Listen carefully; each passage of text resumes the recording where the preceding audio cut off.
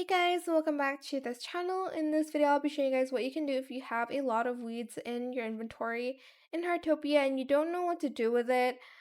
You're just going to make grass cake. It sells for a lot in my opinion, but you do need wheat, milk, and matcha to cook it.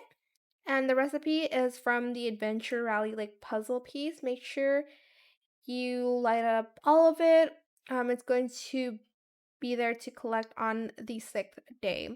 But basically, you are able to obtain a lot of money from selling the grass cake rather than just selling the weed itself. So you are just going to want to cook a lot of that.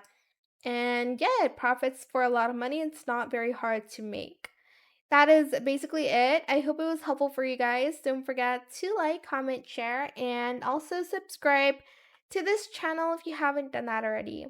If you have any more questions about this video, just leave it in the comment section down below. I will try my best to answer them all for you guys. And if you found this video helpful, please click the thanks button as well. That is it. Thank you so much for watching. Bye.